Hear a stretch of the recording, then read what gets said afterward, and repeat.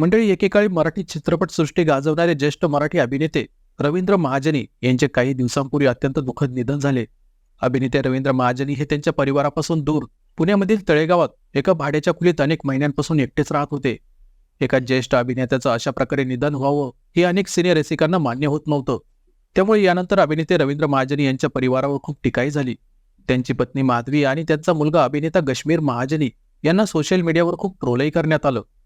पण मंडळी, आता अभिनेते रवींद्र महाजनी यांच्या निधनाला 6 महिने झाल्यानंतर त्यांच्या पत्नी माधवी महाजनी यांचं चौथा अंक हे पुस्तक प्रकाशित झालंय. यात माधवी यांनी त्यांच्या आयुष्यातील चढउतार तसेच अनेक चांगल्या आठवणी शेअर केल्या आहेत. यात त्यांनी अभिनेते रवींद्र महाजनी यांच्याबद्दलचे सुद्धा अनेक खुलासे केले. माधवी महाजनी यांनी त्यांच्या या पुस्तकात म्हटलंय की ते शाळेत असतानाच रवींद्र महाजनी यांच्या प्रेमात पडल्या होत्या. पण रवींद्र महाजनी यांना लग्ना अगोदरच जुगार खेळण्याचा व्यसनाचा नाद लागला होता. त्याचे कारणही तेवढेच मोठे होते, कारण माधवी महाजनी यांच्या प्रेमात पडण्याअगोदर ते एका मुलीच्या प्रेमात पडले होते.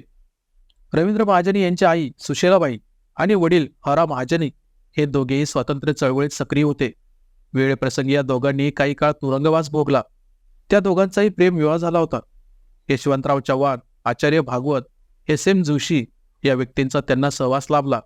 अशा कर्तृत्ववान आई वडिलांचा रवींद्र महाजनी यांच्यावरही प्रभाव पडला होता. त्यामुळे आपण देखील शिकून डॉक्टर व्हायचं असा रवींद्र महाजनी यांनी निश्चय केला होता. तेव्हा ते अभ्यासातही खूप हुशार होते. पण त्याच काळात त्यांचा प्रेम भंग झाला. रवींद्र महाजनी काहीच काम करत नसल्याने त्या मुलीच्या वडिलांनी तिचे लग्न दुसरीकडे लावून दिले होते. त्यामुळे रवींद्र महाजनी निराशेत वावरत होते. अशातच गालगुंड झाल्याने त्यांना हॉस्पिटलमध्ये दाखल करण्यात आले. बरेच दिवस उपचार चालू असल्याने मेडिकलला जायचे स्वप्न अर्धवट राहिले. अशातच अभ्यासातही त्यांचे मन रमेनासे झाले. डिप्रेशनमध्ये गेलेला माणूस लवकरच वाईट मार्गाला स्वीकारतो, अशीच अवस्था रवींद्र महाजनी यांची झालेली होती. कुठल्याच गोष्टीवर लक्ष लागेना, त्यामुळे ते लवकरच व्यसनाधीन झाले. पण हे व्यसन करायचं म्हटलं तर पैसे लागतात, म्हणून मग ते जुगाराकडे वळले. जुगारात ते कायम हरतच असत, त्यामुळे ते आणखीनच खचून जात असत. याच परिस्थितीत असताना माधवीसोबत त्यांची ओळख झाली होती.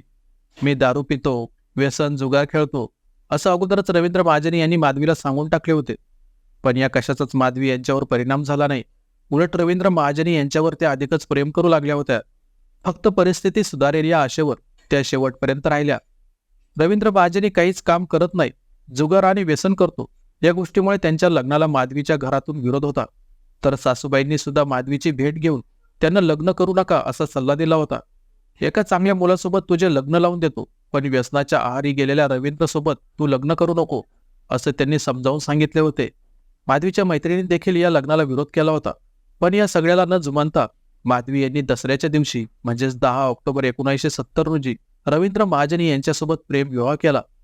तर असा हा सर्व खुलासा माधवी महाजनी यांनी त्यांच्या चौथा अंक या पुस्तकात केला आहे.